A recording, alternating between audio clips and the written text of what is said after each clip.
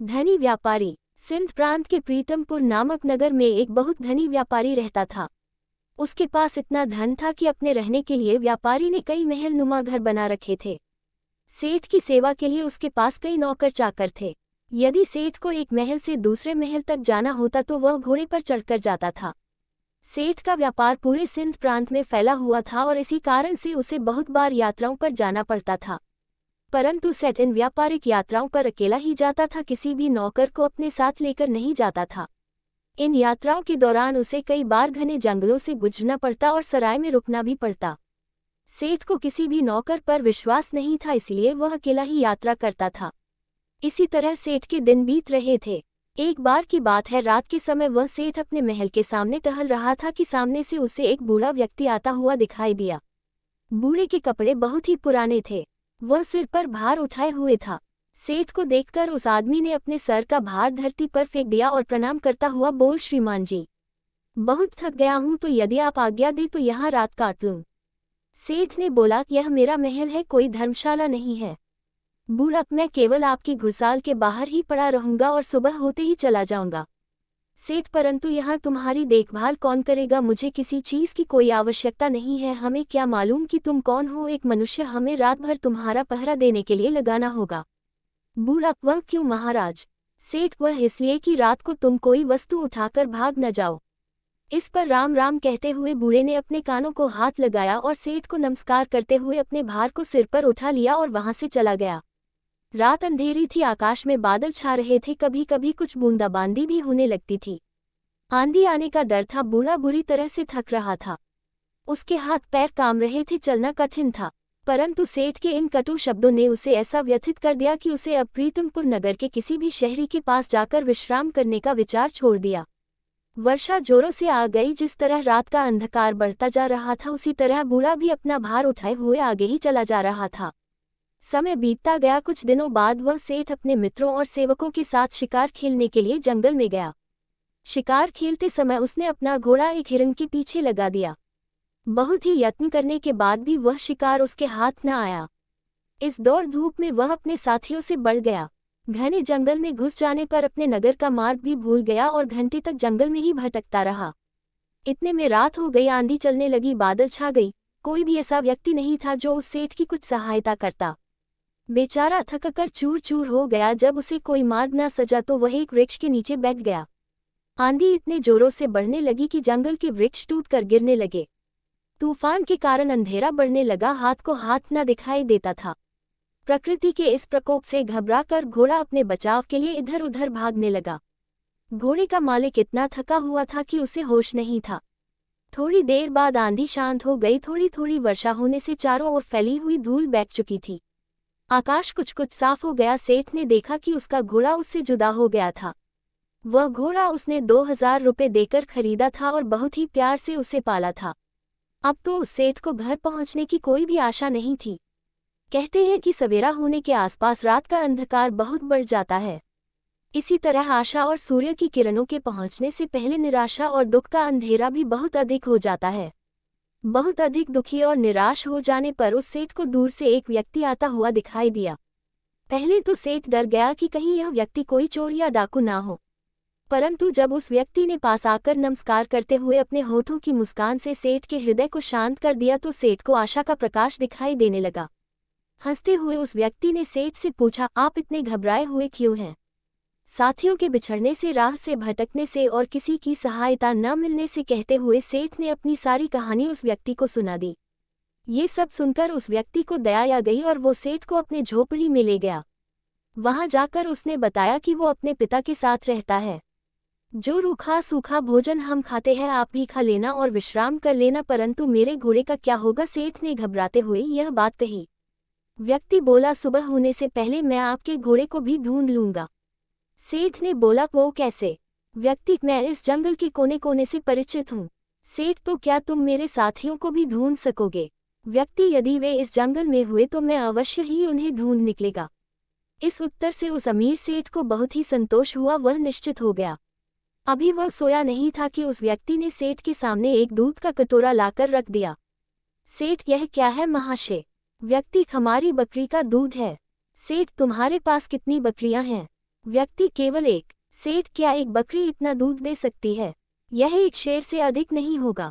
तुम भी पियो। व्यक्ति, नहीं, पिताजी ने कहा है कि आज का दूध केवल अतिथि सेवा में ही लगाया जा सकता है। आज हम लोग दूध नहीं पिएंगे। सेठ, क्यों? व्यक्ति, हमारे यहाँ सबसे बढ़िया चीज दूध को समझा जाता है। अतिथि की सेवा में हम लोग इसको पेश कर देते हैं। मैं पिताजी का इकलौता पुत्र हूँ और दूध हमारे यहाँ सर्वोत्तम समझा जाता है। पिताजी ने यह आपकी सेवा में भेज हैं। सेठ, तुम सचमुच देवता हो? व्यक्ति, नहीं सेठ, देवता तो बहुत दूर की चीज है, हम तो पूरी मानवता को भी नहीं अपना सके। सेठ, नहीं भैया, मानवता तो आप में कूट कूट कर भरी हुई है। इस तरह बातें करते करते वह सेठ सो गया। अपने अतिथि की सच्ची सेवा करने वाला वह व्यक्ति चुपके से उठा और हाथ में मशाल लिए अपने अतिथि का घोड़ा ढूंढने के लिए चल दिया। वह सुबह के समय के आसपास वह अपने अतिथि का घोड़ा लेकर अपनी झोपड़ी पर लौट। जब उसकी माता ने देखा कि अतिथि का घोड़ा मिल गया है तो वह उठकर घोड़े के लिए दाना डालने लगी। वह जानती थी कि घोड़ा जंगल से घास कर कर आया होगा, परंतु फिर भी उसने अतिथि के घोड़े की सेवा करना अपना कर्तव्य समझा। घोड़े को यदि दान न मिलता तो शायद अतिथि सेवा अधूरी समझी जाती। प्रातःकाल जब वह अमीर सेठ सोकर उठा, उसने देखा कि उसका घोड़ा दान खा रहा था और अतिथि सेवक वह व्यक्ति उसके सामने हाथ जोड़े हुए कह रहा था, आज ईश्वर ने हमारी लाज रख ली। सेठ ने पूछा, कैसे? व्यक्ति, आपका घोड़ा सकुशल मिल गया। यदि वह सामने की ओर निकल गया होता तो शायद बाघ उसे अपना शिकार बना देता। ये सुनकर सेठ ने उसे व्यक्ति को धन्यवाद दिया। इस समय उसे व्यक्ति की वृद्ध माता ने अतिथि के लिए दूध का कटोरा भरकर भेज दिया। दूध पी लेने के बाद सेठ ने घर लौटने की इच्छा प्रकट करते हुए कहा, मैं तुम्हारे पिता से मिलना चाहता हूँ। वह नवयुवक अपने पिता को बुलाने के लिए गया। उसके पिता बिस्तर पर लेटे हुए आराम कर रहे थे। युवक ने कहा, पिताजी, अतिथि महाशय आपको याद कर रहे हैं। पिता ने पूछा, किस लिए? पुत्र, वे जाना चाहते हैं। पिता, उनसे कहो कुछ दिन और ठहरे। पुत्र, मैंने कहा था परंतु वह मानते नहीं। पिता, अच्छा तो उन्हें प्रीतमपुर तक छोड़कर आओ। पुत्र, जाने से पहले वह आपके दर्शन करना चाहते हैं। पिता, बेटा, अच्छा तो यही होगा कि मैं उनसे न मिलूं। पिता की यह बात सुनकर पुत्र को कुछ आश्चर्य हुआ। उसने अपने पिता के सामने मुख से कभी क्यों शब्द नहीं बोला था, अतः वह पिता को इस प्रकार देखने लगा मानो उसकी आंखों में क्यों शब्द लिखा हो।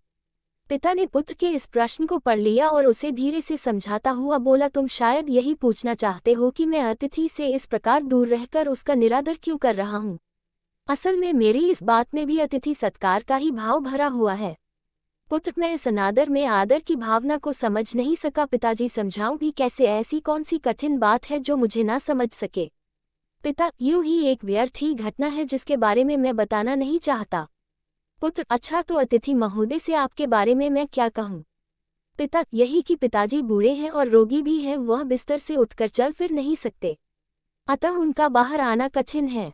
पुत्र ने अपने पिता का संदेश उसे आमिर सेठ तक पहुंचा दिया। ये बात सुनकर सेठ बोला, इस पवित्र स्थान पर आकर मैं ऐसे महात्मा को देखे बिना कैसे जाऊं, जिसके घर में भूले भटके को मार्ग दिखाया जाता है, जहां अतिथि की सेवा जी जान से की जाती है, जहां अपरिचित अतिथि के घोड़े को ढूंढने के लिए घर वाले अपनी जान संकट में डाल सकते हैं और जहां गृहिणी अपना खान पान उठाकर अतिथि के घोड़े का पेट भरने के लिए तैयार रहती है। तुम्हारे पिता को देखकर ही मेरा जीवन सफल हो सकता है। सेठ का संदेश पुत्र ने पिता तक पहुंचा दिया। अब बूढ़ा क्या करता, उसे दैत्य के सामने आना ही पड़ा। सेठ ने देखते ही पहचान गया कि यह तो वही बूढ़ा है जो कुछ दिन पहले प्रीतमपुर में उसके महल के सामने बोझ उठाए हुए आया था। एक रात के लिए वह आश्रय मांगा था और सेठ ने उसे चोर तक कह दिया था। कितनी दानवता थी उसके दुर्व्यवहार में। इस वृद्ध के पुत्र ने अपनी मान्यता का परिचय देकर सिंधी सेठ के हृदय को बिल्कुल ही बदल दिया था। अमीर सेठ हाथ जोड़कर खड़ा हो गया और अपने दुर्व्यवहार के लिए क्षमा याचना करने लगा। वृद्ध ने कहा, आपकी ओर से क्षमा याचना का प्रश्न ही पैदा नहीं होता, क्योंकि मैं बाहर आकर आपको उस पुरानी घटना की याद दिलाना नहीं चाहता था। आपके आग्रह को मैं टाल नहीं सका, इसीलिए मुझे यहाँ आना पड़ा। इससे शायद आपको दुख हुआ हो, अतः मुझे आपसे क्षमा मांगनी चाहिए। सेठ, कितना ऊंचा है आपका व्यक्तित्व। ये कहकर वह अमीर सेठ वृद्ध के चरणों में गिर पड़ा। उसके नेत्रों से पश्चाताप के आंसू गिर रहे थे। उसके होंठ फड़फड़ा रहे थे मानो वह यही कह रहा हो, इस बूढ़े की झोपड़ी महलों से ऊंची है, क्योंकि यहाँ मानवता का निवास है। इसके बाद वह सेठ सुरक्षित अपने घर में लौट गया। इस घटना के बाद उस सेठ का हृदय बिल्कुल ही बदल गया। अब वह दिन और दुखियों की सहायता करने लगा और अपने घर आने वाले अतिथियों का पूरा स्वागत और सत्कार भी करने लगा। तो दोस्तों, आप सभी को कैसी लगी ये धनी व्यापारी की कहानी अच्छी लगी हो तो लाइक शेयर एल सब्सक्राइब और कमेंट करें।